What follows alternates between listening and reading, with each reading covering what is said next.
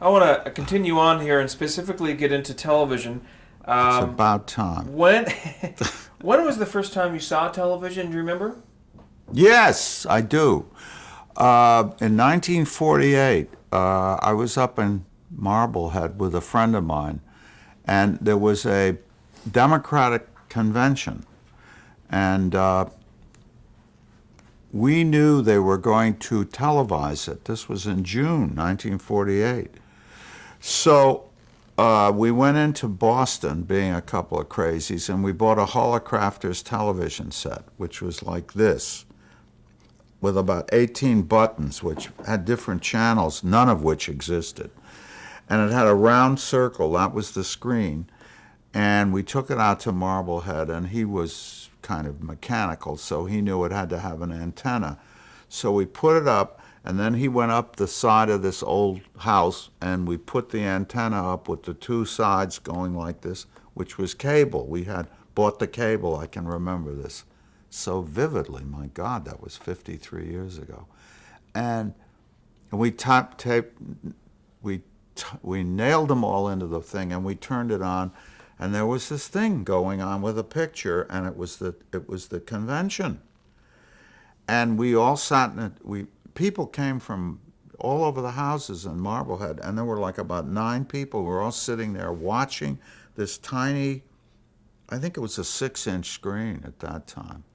And we saw the whole convention. We sat there for 3 days, and I remember people getting up and walking out of the booth, and the next people would come in and they would talk to them.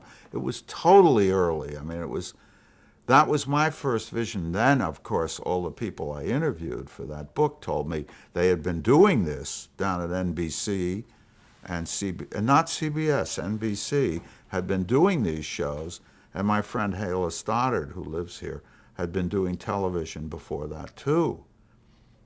So that was the first time I saw it. I had no idea I was going to get into television. What I did do was Had you write, heard of television prior to that? I mean, the 30. not much. Did you go to the 1939 World's Fair in Oh, we Flushing? saw, yeah, I went to I don't remember seeing it at the World's Fair. I knew it was there. I knew they had it, but I don't The know. RCA exhibit. Yeah. Uh, But had you heard of television prior to 48? Not much. Not much. It was still the theater. Television was some kind of a gimmick, a fad or something like. But then, of course, you don't pay too much attention to technology if you're writing and stuff like that. I wrote a show which was called Small Wonder, and it was with Tom Ewell and Mary McCarty and Alice Pierce and Cassidy. Jack Cassidy. You're good. You must have done the homework. And it was directed by Bert Shevelov, and the choreography was by, uh, oh well, Gower. Gower and Marge Champion. Thank you.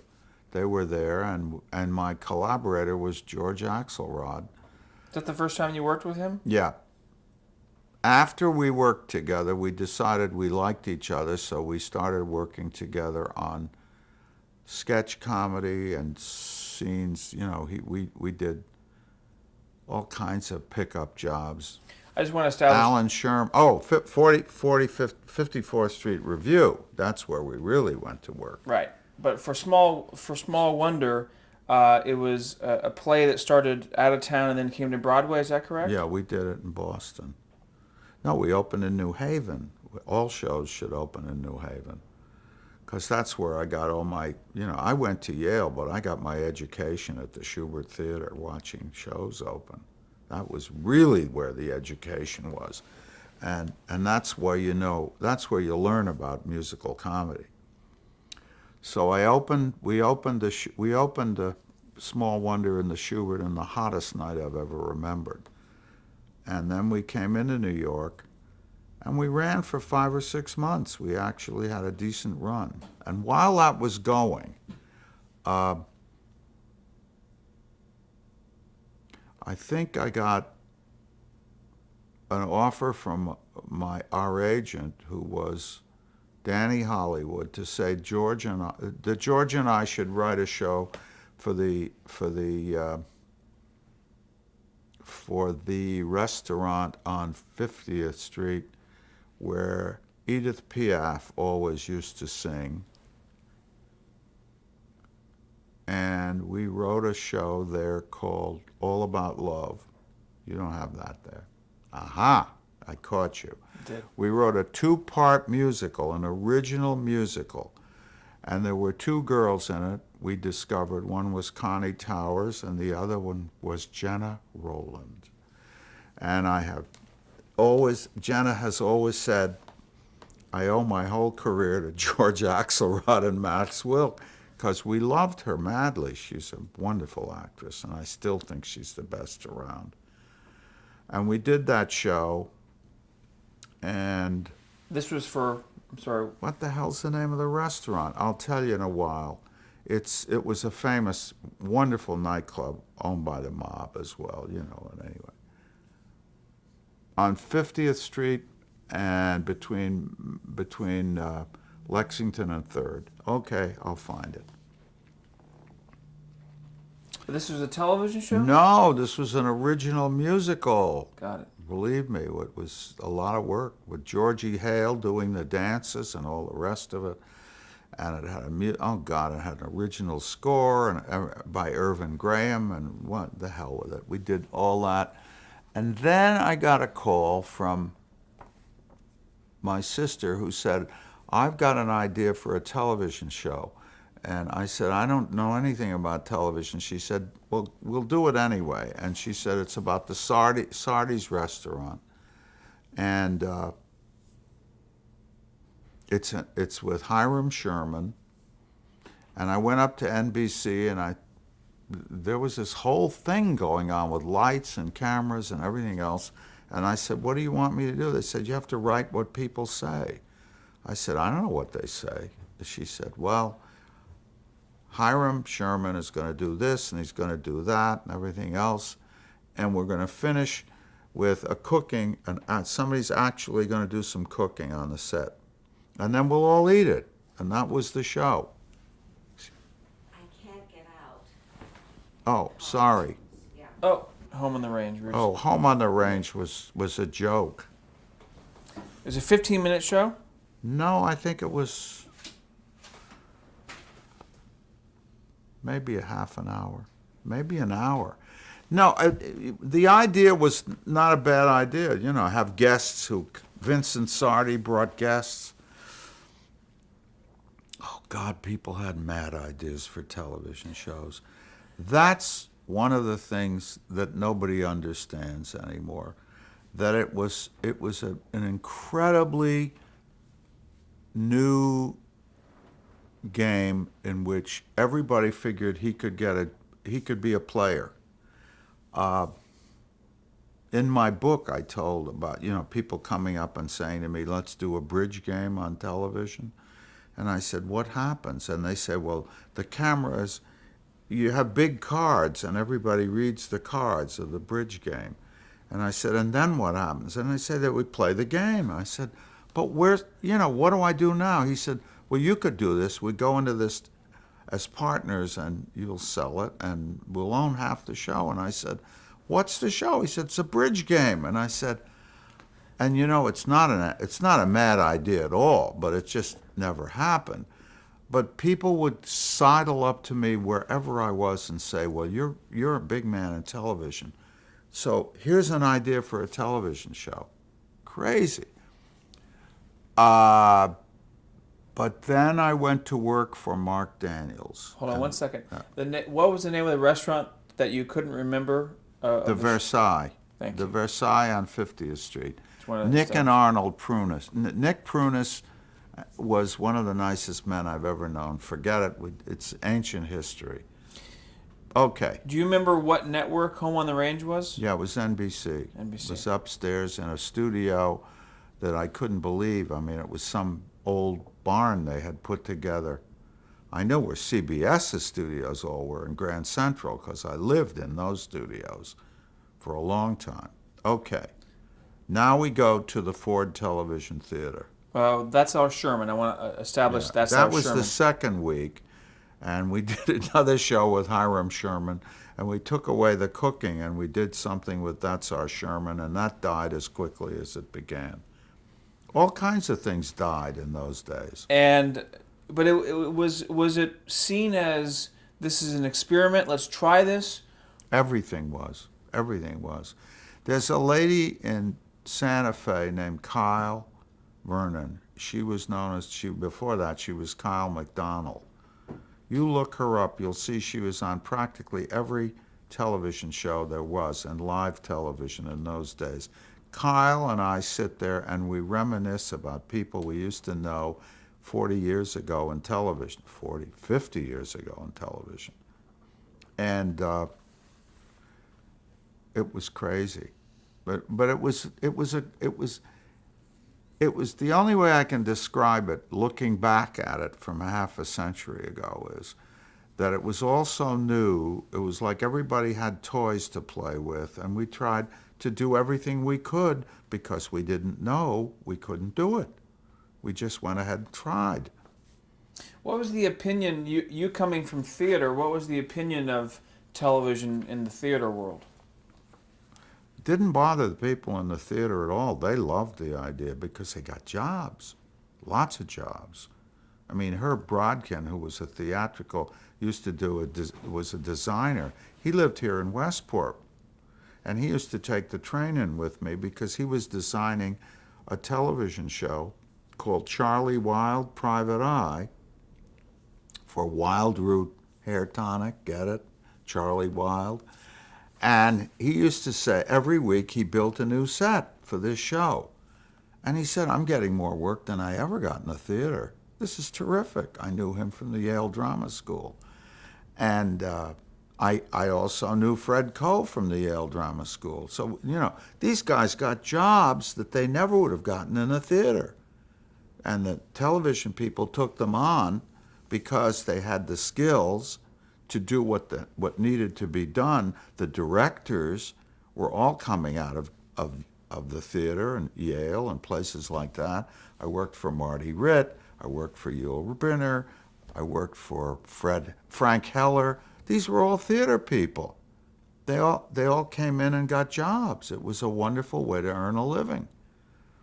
And that was true of Mark Daniels, too, because Mark was working up at the Brattle Theater in Cambridge, and he said to me, I'm going to New York, I'm going to do a television show, and I want to talk to you about it. And he called and said, how about doing adaptations? I said, what is an adaptation? And he said, well, you take the play, and it's a Broadway play, and I think the first one was called Joy to the World, if I'm not mistaken. Correct. He said, here's the play, and it has to run 1 hour, so cut it down to 1 hour. That was our job. And this was for what television show? Ford Television Theater. And certainly 1948 was an important year for you. A very important year. I learned how to write television. I learned how to work with the big toys that were running around on the stage. You know who was the musical director of the Ford Television Theater? Cy Feuer, who was eventually going to become a Broadway producer, and he left the Ford Television Theater and produced a show called Where's Charlie with Ray Bolger. And I'm happy to tell you that he's celebrating his 90th birthday, and I adore him. He's a lovely man. Okay, But how did you learn to write for television? You just learn. You just say this has to be here and this has to be here, and take half. I remember he said, "Give me a page." Who said? Mark Daniels? Mark said, "Take the page and give me this side of the page and put the dialogue on that side of the page and leave the other side blank, and I'll put the camera movements in there so I know what's happening." And then he had a scenic designer named Sam Lev who came out of the New York Theater, and Sam said, "Oh, you want to shoot this here?" He said, "Well, I'll build a set so that we can open the window and the camera can come through there and shoot over the shoulder, and then we close that window and we go to the next shot." And Sam had sets built all over the place, which were workable sets. And the one thing that drove Sam crazy was that we had those fluorescent lights, those terrible fluorescent lights. It made you look like you were dead. And so Sam said, leave me alone with the lights. And he came in with some spots, and he began putting the spots up. And the spotlights changed everything, so people didn't look like they were dead. They started to have shadows and lights on them with theatrical lighting. He was the first man to do that, because all these theater people were adapting their talents to working like that. And so that's, I think I did about 8 shows for Mark. I did 4 or 5 in the first year, and I did 4 or 5 in the second year. I always worked with Ellis Marcus, who was another good writer, who went to Hollywood and became a Hollywood writer. His wife is still alive, and she's a very good writer. She wrote Mary Hartman, and Marcus. Very talented lady, and a lot of soap operas. So, Describe Mark Daniels as a director. Mark was as good a comedy director as I ever worked with. Actors loved him. He had an innate sense of how to move things and make scenes work. And he eventually went to Hollywood, as you probably already know, and became a very, very prolific television director. But he would have rather stayed in New York, but he went to Hollywood, where you can make a lot of money. And I think he did the pilot for I Love Lucy, if I'm not mistaken, right? Ralph Levy, who you also worked with, Yeah. did the pilot for I Love Lucy originally, but But Mark came in there. he was early on. Yes. Let's put Ford Television Theater in perspective. What kind of show was it? An hour every 2 weeks. No, first year every month, once a month. Second year every 2 weeks. Ford Television Theater was sponsored by Ford, which he loved television. He used it very, I'm sorry, Henry Ford loved television, so he loved to have this on the screen. I did some very interesting plays. I did The Man Who Came to Dinner. I did Arsenic and Old Lace. I did Joy to the World. I did Uncle Harry with Schildkraut. My God, who else did I do? Light Up the Sky. Light Up the Sky was the first one. That was Alfred Drake and Janet Blair. That was an interesting play. When we did that wonderful play that Moss Hart wrote. That's Light Up the Sky. I'm sorry. Right. Sorry. Joy to the World, Light Up the Sky. You know what we did? You have that whole story in my book anyway. Well, let's hear it from you. We were supposed to do the play that was just closing on Broadway with the Fat Englishman. I'll think of it. It'll come to me. And that play was supposed to be done on Ford Television Theater the following week. And Louis Mayer in California called up and said to the New York office, I don't want any of those plays. Anything we own cannot go on television. That was their way of fighting back. So we were left without a play. I'll think of the guy's name in a minute. You'll know him. Famous fat English actor. Anyway. Mark called me up and he said, we were supposed to do this play and it's canceled. They pulled it out from us. And I said, what are we going to do? He said, well, Light Up the Sky is closing on Saturday and we're going to be on the following week. So I made a deal with Light Up the Sky, and they're going to move the whole play in, and we're going to do the play on television. It was the first time I ever heard of anybody doing that. Barry Nelson and all kinds of people in Light Up the Sky came into our studio. By that time, Ellis and I had spent 2 days cutting the script down to where it could be shot. And we on Monday morning they brought the Sam Levine and Audrey Christie and all those people walked into the thing and they said, we're going to do a television show. That was the first time that any of them had ever been on television, and we did the show. And that aired in June of 1949. Exactly, whatever you say. Why did Louis Mayer not want that? Because the television business was a threat, and they thought the only way to kill it is to keep them from having any material on television. The first few years of television, it was a pitched battle between the studios and television. They figured if we kill it, it'll go away.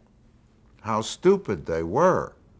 Is instead of killing it, today you buy it and keep it all, but they don't do that, and they didn't do that then. And the only one who did that was Jack Warner, who turned over Warner Brothers to ABC Television.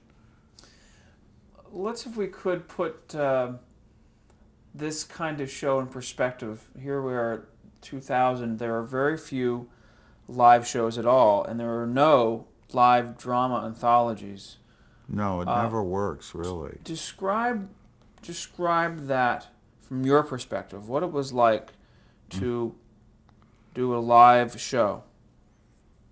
Well, if you weren't 25 or 26 years old, which I guess I was 28 by that time, 25 or 6, you couldn't have the energy to be able to do it, and you absolutely were under tension from the very first minute of working on a show like that. George and I used to do what we called wall writing, because somebody would say, I hate that line. You've got to change that line in that scene. And we'd take a piece of paper and we'd stand there writing on the wall, because we had no desk. We just sat there writing on the wall up here, and I'd say, here, let's have them say this, let's have them say that. Because you see, we also did another insanity. We went to work the following year at CBS, and we did a show called the 54th Street Review, which was 1 hour a week of original material, which was insane. Nobody could do that. We had songs written for the show. We had sketches written for the show. We had dance numbers from start to finish. We did an original musical review once a week. Nobody could do that. That was crazy. But I was 29 years old. What did I know? I did it. And George didn't know any better, and Dick Lewine didn't know any better, and Ted Fetter didn't know any better, and Ralph Levy didn't know any better, and Barry, oh God, that wonderful guy, who had been a singer, was the producer. Lovely man. Anyway, to make a long story short, Barry Wood, he kept saying to me, I don't know how we can do this. We have to do it. We just do it, that's all. And Alan Sherman wandered around looking to get a job. And so we said to Barry, give him a job, let him write the sketch for Jack, whatever his name was, and Alan wrote the sketch for him because nobody else could. That was Alan's first job. When he wrote his book, he said, he gave us our first job. That's what I love about working in show business.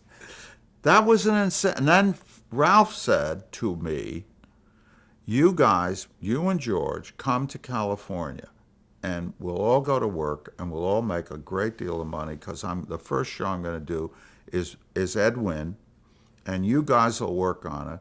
And I said, no, I don't want to go to California. I said, you don't even have a studio, for God's sake. He said, they're going to build a studio. Don't worry. And I said, no, Ralph, I don't want to go to California. I really didn't. We'll get to that in a second. Let me bring you back. I'm going to finish with Ford Television Theater. Yes. Arsenic and Had you started to watch television at this point once you started working in it? Sure. Other important live anthology shows were starting to appear? Not quite. I don't think they started for another year. Well, Kraft Television. Kraft was there, and Philco was just about there, and Studio One was just about there, and Alcoa. No. The Climax. Theater Guild on Television had not started. Climax was a little later. That And was Danger. later. Danger was Danger 1950. was the Three Wicked Sisters. Danger. Then there was a third one. Lights Out. Oh, Lights Out is a show that they did at NBC. They were beginning to spawn these shows. They were just beginning to start. What did you think of watching on any given night? Now that you started to write for television, what do you think of these other shows? You didn't have time to watch them. If you were writing a television show, you had to work like a dog to get it all done. If you were doing as many shows as I or George or any of us were doing then, you didn't have time to relax because the script had to be done and brought in by the next day. You know the old saying, when do you want it? I wanted it yesterday. That was what they used to say. Do you want it good or do you want it lousy? He'd say, I don't care. I want it Tuesday. That's all. To write, Fred would call me up and say, listen, Fred would say, listen, Pappy, we got an empty slot coming up a week from Monday. Have you got anything I could use? And I'd say, yeah, I think so. I've got an idea for a show. He said, come in and talk to me about it. Go in to see him the next morning, and I tell him a story, and he'd say, I like that. Write that. That was Tuesday. I said, when do you want it? He said, we start rehearsing on Monday. So I, not knowing you couldn't do this, would go home and write it. What the hell? Patty Chayefsky was doing it. J.P. Miller was doing it. Horton was doing it. What is that wonderful Australian writer was doing it. They were all Sumner Locke. Sumner Locke Elliott. All of us. Reggie was doing it at CBS already. Reginald Rose. Yes. And then Rod Serling began to do it, and then George began to do it. We all had, we weren't competitive. There wasn't time to be competitive. The mall had to be filled, that huge mall. And Lucky Strike only came in a couple of years later. Not Lucky Strike, the Robert Montgomery Playhouse. Robert Montgomery Presents? Yeah, he came in later. And there were so many shows going on that if you didn't do this one, you could go work on that one. And if you Campbell Playhouse or this one or that one, I can't remember them all. There were so many of them. So, but you I just want to establish, Yeah. and certainly starting in 48 and 48, 49, 1950, you were incredibly busy. Yeah. And Never stopped. And did you have any particular deal with any of the networks, or were you freelance? Did you have an agent? It was freelance all the time. So by reputation, you would continue to get jobs? Yeah, I guess you could get jobs by reputation. You could also get jobs because somebody needed a script, or you could get jobs because you brought in a script idea and they said, write it immediately. And also there were a couple of directors that you could work with. At the same time this was going on, somebody like Carol Irwin would call up and say, I hear you're a pretty good writer. Would you like to work on Mama? And I would say, yes, it sounds like a good idea. And then I would go to work. I'd go down and see her, and I'd sit down and talk to her until we got an idea for a script. And she'd say to me, I don't want any gags. I don't want any cheap jokes. These characters have to be real people.